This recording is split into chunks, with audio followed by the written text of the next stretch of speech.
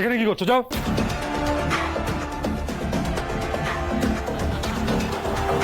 Disgusting. এতজন মিলে একটা ছেলেকে সাহায্য করতে পারলি না তোরা? ওয়ার্থলেস একেবারে। এই তুমি বাড়ি থেকে এক্ষুনি বেরো। চলো চলো চলো চলো। তোমাকে আর তোমার হাজবেন্ডকে ওই বাড়ির ত্রিসীমানা আনা দেখি। You both are fired. তোমাদের দুজনের চাকরি আমি খেয়ে নিলাম।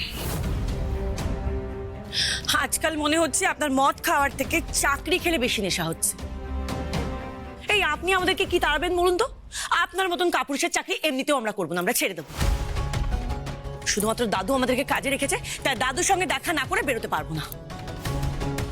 দাদা ভাই, রেহান কোথাও যাবে না। ও যেমন আমার দেখাশোনা করছিল তেমনই করবে। তুই ওই মেয়েটাকে তাড়িয়ে দে। দেবী একদম চেক করিস না। এই হাজবেন্ড আর ওয়াইফকে কিন্তু এই বাড়ি থেকে তাড়াতে হবে, নাহলে ওরা কিন্তু খুব একটা সুবিধা নয়। আমি বলছি ওর থেকে অনেক ভালো নার্স আমি তোর জন্য এনে দেবো। না, রেহান কোথাও যাবে না। কেন যাবে না? কেন কেন? একটা বিবাহিত পুরুষের প্রতি তোর এত ইন্টারেস্ট কিসের? হ্যাঁ,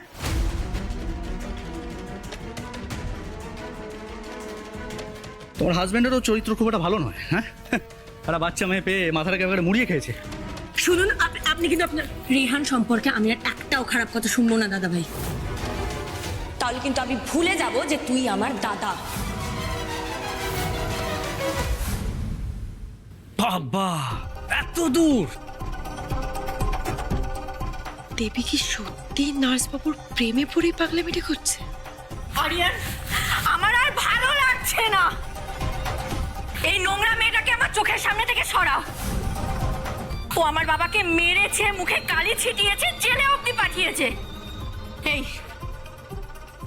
এই বেরো, তুমি বেরো।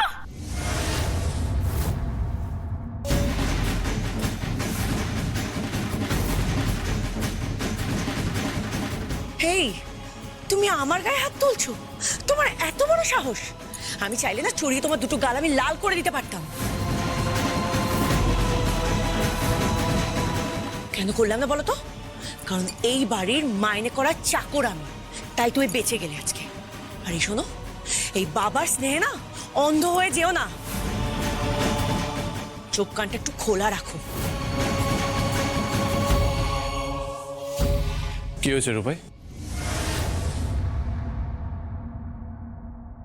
রেহান, রেহান, তুমি আমার সাথে উপরে চলো। আমার তোমার সঙ্গে জরুরি কথা আছে। প্লিজ চলো। এক মিনিট। রূপাই, কি হয়েছে আমাকে বলো। ভেরি সিম্পল, তোমার আর তোমার বউয়ের চাকরিটা এই বাড়িতে আর নেই। সেটা আমার কিউট বোকা বোন বুঝতে পারছে না, সেই বোঝানোর চেষ্টা করছি। দাদা ভাই, রেহান কোথাও যাবে না, প্লিজ। এই যা, shut up, shut up, shut up. এই তোমরা এক্ষুনি এখান থেকে কাটো, কাটো। আমাদের ফ্যামিলি ম্যাটার তো, আমরা বুঝি না। যাও যাও যাও যাও যাও। তো চাকরি থেকে বের করে দেওয়ার রিজনটা জানতে পারি? তোমরা আমার গার্লফ্রেন্ডের বাবার সাথে যেটা করেছো সেটা অন্যায়। তোমার হবু শ্বশুর মশাই রূপাইয়ের বোনকে মোলেস্ট করেছিল, তাই আমরা ওনাকে মেরেছি, ওনাকে হাত তুলেছি। ভুল করেছি বলতে চাইছো?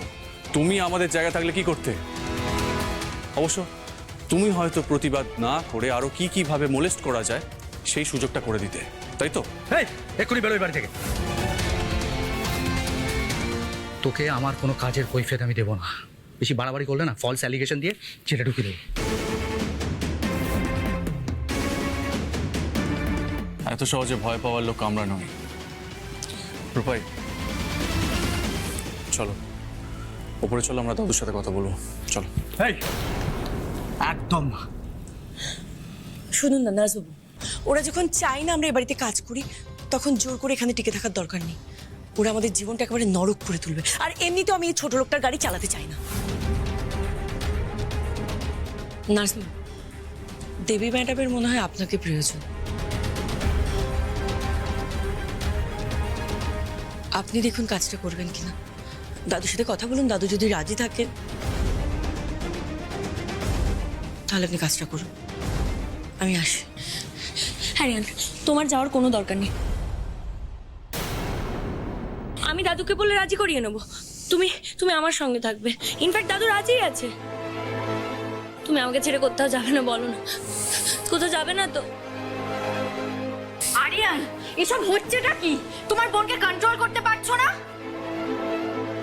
দেবী, stop this nonsense, stop this nonsense. না, ও কোথাও যাবে না। তুমি কথা দাও আমাকে, কোথাও যাবে না, বলো না ওকে, দেবী। বলো না কোথাও যাবে।